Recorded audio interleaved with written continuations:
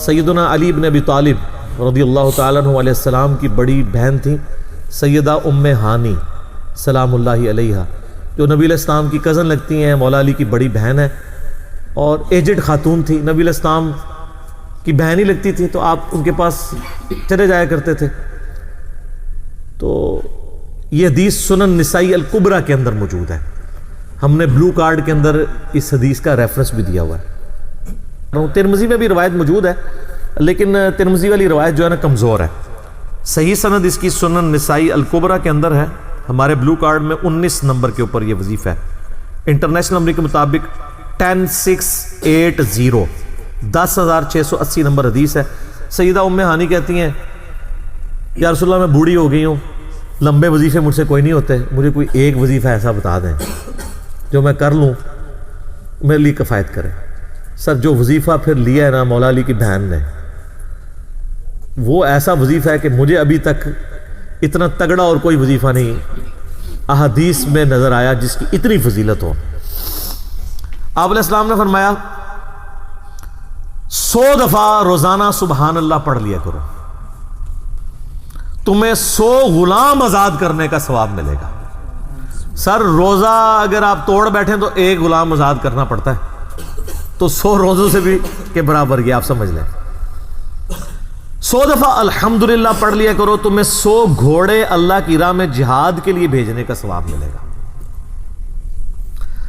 100 دفعہ اللہ اکبر پڑھ لیا کرو، تمہیں 100 اونٹ اللہ کی راہ میں بھیجنے کا، قربان کرنے کا، نہر کرنے کا ثواب ملے گا۔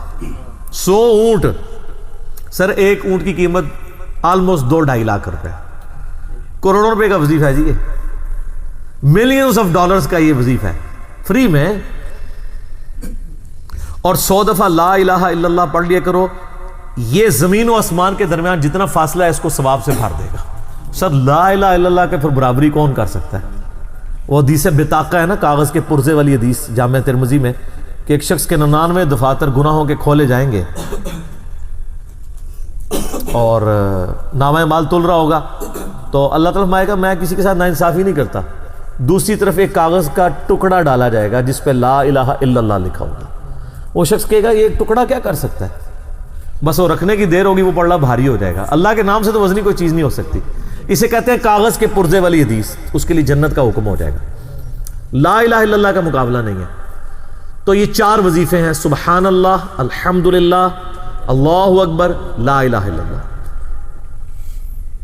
یہ اتنا محبوب وظیفہ ہے کہ جو سنن ابی داؤد میں، جامع ترمذی میں صلاۃ و تسبیح والی حدیث ہے، اس میں 300 دفعہ کون سے کلمات پڑھے جاتے ہیں؟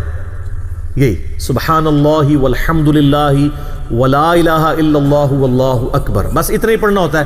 یہ ولا حول ولا قوت الا باللہ کی حدیثیں الگ سے ہیں، لیکن صلاۃ و تسبیح میں اتنا ہی پڑھنا ہوتا ہے، 4 کلمات۔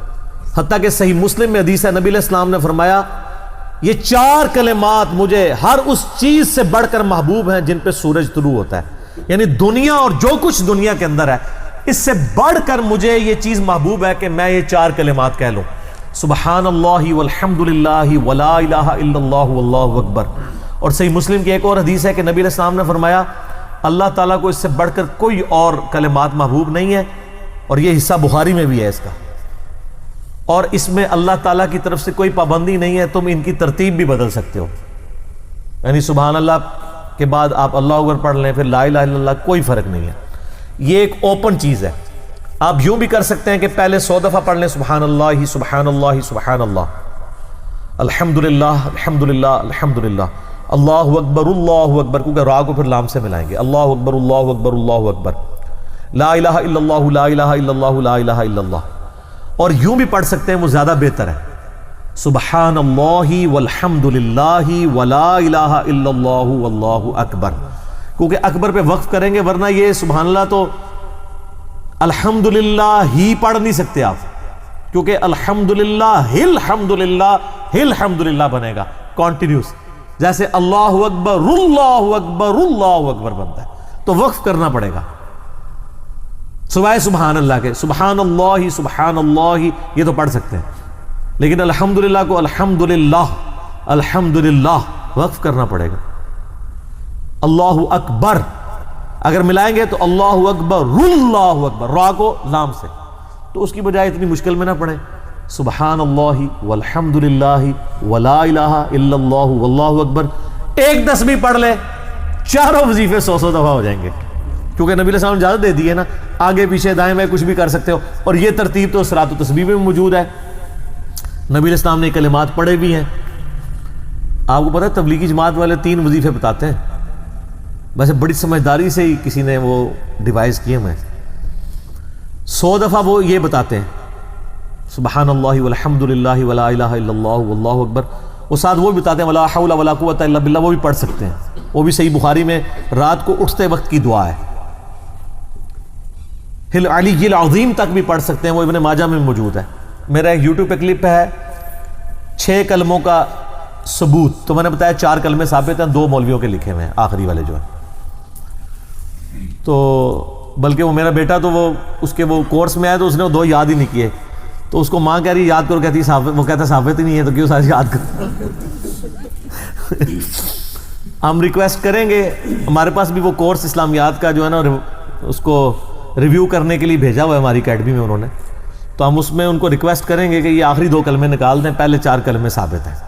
وہ تو ثابت ہی نہیں ہے تو خام خواہ لوگوں کو آپ رٹا رہے ہیں. الٹا جن لوگوں کی شادی ہونے والی ہوتی ہے وہ بیچارے ٹینشن میں پڑے ہوتے ہیں 6 کلمے یاد کرنے کا، حالانکہ کلمے کے ساتھ تو کوئی تعلق ہی نہیں اس کے.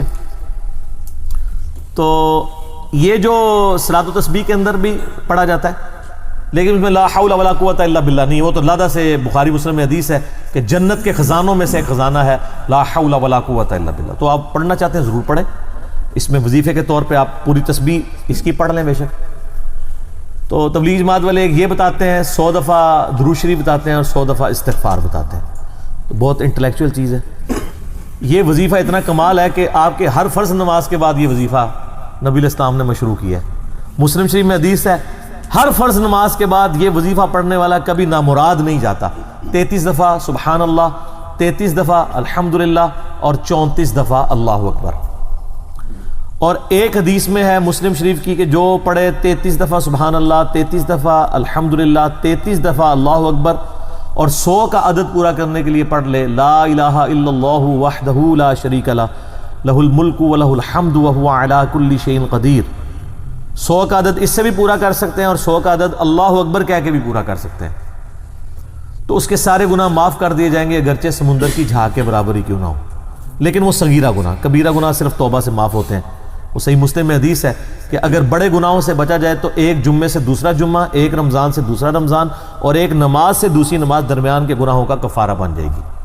لیکن جو نماز ہی نہیں پڑھتا تو جمعہ پڑھتا رہے تو وہ تو بڑے گناہوں سے نہیں بچا ہوا نا. مسلم شریف میں حدیث ہے بندے کے کفر اور اسلام کے درمیان فرق نماز ہے. یہ نہ ہو کہ ایک رمضان پڑھ لے اگر رمضان کے بیچ چلے سارے، نہیں نا، اس طرح نہیں ہوگا. تو یہ وظیفہ اتنا کمال ہے. بخاری مسلم دونوں میں حدیث ہے. کچھ غریب صحابہ حضور کے پاس ہے، یا رسول اللہ ہر مقابلے میں ہم برابری کر لیتے ہیں امیر اصحاب کی. وہ روزے رکھتے ہیں ہم بھی روزے رکھ لیتے ہیں، وہ نمازیں پڑھتے ہیں ہم بھی نمازیں پڑھ لیتے ہیں، وہ جہاد کرتے ہیں ہم بھی جہاد کر لیتے ہیں. ایک معاملے میں آ کے ہم مارے جاتے ہیں. قرآن میں بار بار ہے اللہ کی راہ میں خرچ کرو، ہم تو خود ہی غریب ہیں. تو آپ ہمیں کوئی اس کا حل تجویز کریں. تو آپ فرمایا میں تمہیں ایک ایسی چیز بتاتا ہوں کہ تم ان کی برابری کر لو گے. تم ہر فرض نماز کے بعد 33 دفعہ سبحان اللہ، 33 دفعہ الحمدللہ، 34 دفعہ اللہ اکبر پڑھ لیا کرو. یہ بخاری مسلم دونوں میں.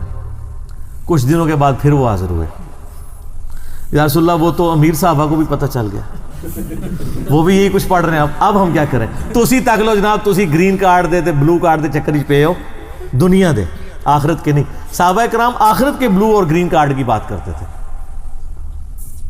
تو نبی علیہ السلام مسکرائے. آپ نے فرمایا ذالک فضل اللہ یؤتی من یشاء، یہ اللہ کا فضل ہے، میں تو اللہ کا فضل نہیں روک سکتا. ٹھیک ہے نا. تو ظاہر ہے گیون سرکمسٹانسز اللہ کے دیے ہوئے ہیں، اس کے اندر آپ بیسٹ پرفارم کرنے کی کوشش کریں. اللہ کے فضل کو تو کوئی روک نہیں لگا سکتا نا. کوئی یہ نہیں کہہ سکتا کہ جی وہ یعنی تیرے ہوتے جنم لیا ہوتا کیوں نہیں ہوا. ہو سکتا ہے ابو جہل ہی ہوتا. تو جس حال میں اللہ نے رکھا ہے اسی کو آپ بہتر سمجھیں. تو اس طرح کی کئی احادیث ہیں جو ان وظیفوں کو سپورٹ. اچھا مسلم شریف میں ایک حدیث میں یہ بھی آیا کہ 10 دفعہ سبحان اللہ، 10 دفعہ الحمدللہ اور 10 دفعہ اللہ اکبر. اگر کسی کے پاس ٹائم تھوڑا ہے نا تو فرض